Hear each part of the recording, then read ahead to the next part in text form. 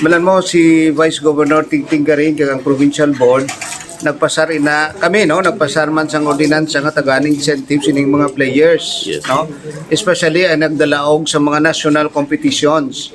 So karon ang problema wala pa sang available budget kay recent lang ini nga ordinansang ginpasar ni Vice Governor Tingting.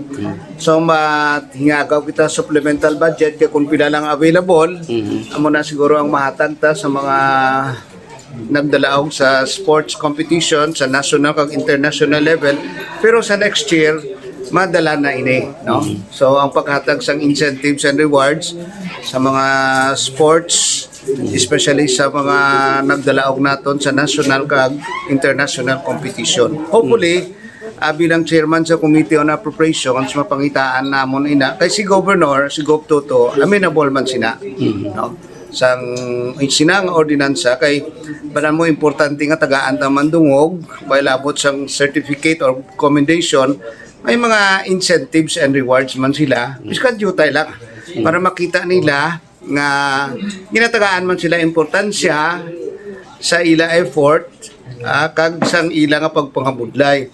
So that will be a very good ordinance and incentive nga ma-post naton for the players sa mga kabataan nga mag-excel pagid sa iba niya mga sports activities. Kabalo kita ang mga Ilonggo diri kay makasgig nga makapangibabaw sa kompetisyon. Isa man na yang ka-factors na diri amo ang nabatian nila o kod bangod sa mga incentives kag rewards kag ginatanay kag gina tagaan gid importansya sa aton nga gobyerno lokal. Yes.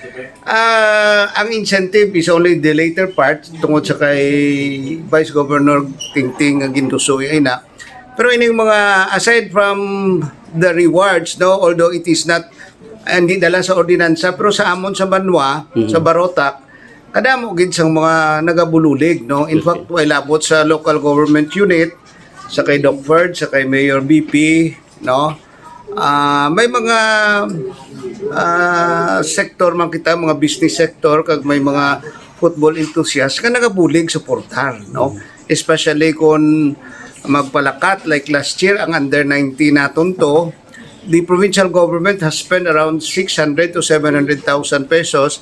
Ang tipong ko to mga 300 mil nga ginpaamot ko pagin para nga may balon ang kabataan. Yes. Kaya balan mo sa mga team sports kinahanglan away labot sang individual skill, disiplina, kadua para ma-develop agad kag mag-team effort nga mag-drive sila, gina-housing mo ini sila, gastuhan mo sila sang 15 dias and so forth. So there is a need for such funding. So kung siya ginapangayuan ta lang sa mga may ikasarang kung pareho sa akon kung may jutay kinabulig ako bala mo tayo ang football para sa Barotac ya football kita yang kuanamon ang daw ginakilala. So we want to develop football kay kadamo sang kabataan nga nag-ayuhan sang pangabuhi tungod lang sang football skills nila. Sang una panawagan na isang iba ng mga kabataan, mga tamburong boys manubra nila istambay lang kundiin mo.